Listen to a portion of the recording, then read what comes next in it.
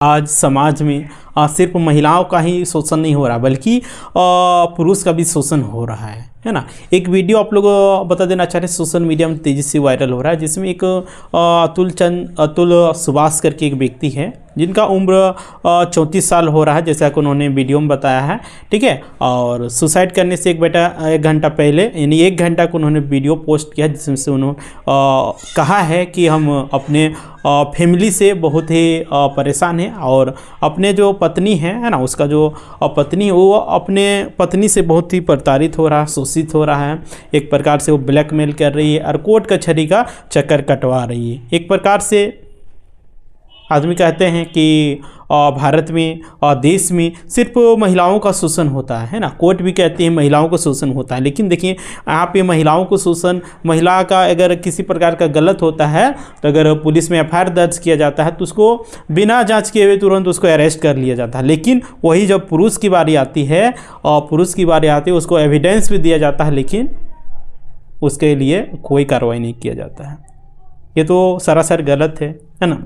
संविधान भी कहता है कि भारत एक समान है, यहाँ पे किसी के साथ भेदभाव नहीं किया जाएगा, चाहे नारी हो चाहे पुरुष हो, किसी आधार पे भेदभाव नहीं किया जाएगा। लेकिन देखिए यहाँ पुरुषों के साथ एकदम सौतेला व्यवहार किया जाता है। पुरुषों का साथ इतना एक प्रकार से क्या कर सकते हैं, कहीं से न्याय नहीं मिलता। ये व्यक्ति बार बार इस वीडियो में कह रहा है कि हमको ना कानून से मदद मिला, ना घर से मिला, ना परिवार से मिला, ना किसी से नहीं मिला। लास्ट में वो व्यक्ति सुसाइड करने के लिए रास्ता अपनाया, जो कि बहुत ही एक प्रकार से निंदनीय घटना कर सकते हैं ना। इस तरह का नहीं होना चाहिए।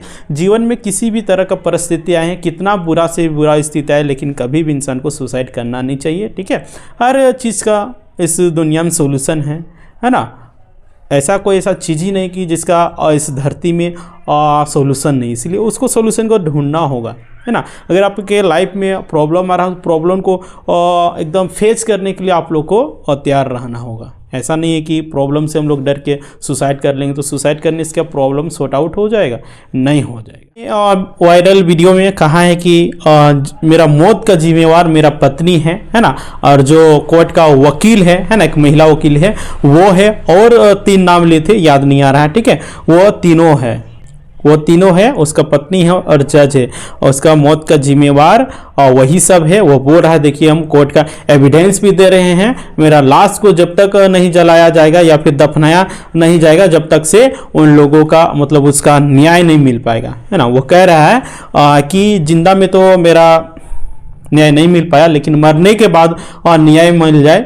अगर मेरे इतने एविडेंस देने के बावजूद वो लोग के ऊपर कानूनी कार्रवाई नहीं होता है तो मेरा लाश को यहीं किसी कोर्ट के बाहर में ही गटर में धकेल दिया जाए, बहा दिया जाए, मेरा अंतिम संस्कार नहीं किया जाए। इससे पहले वो व्यक्ति इस तरह का बखान कर रहा है तो सोचिए उसके दिल में कितना प्रताड़ित किया गया होगा, उसको कितना बुरी तरह से प्रताड़ित किया गया होगा। बताइए, उसका पत्नी भी प्रताड़ित करती थी, जैसा कि उन्होंने वीडियो में कहा है।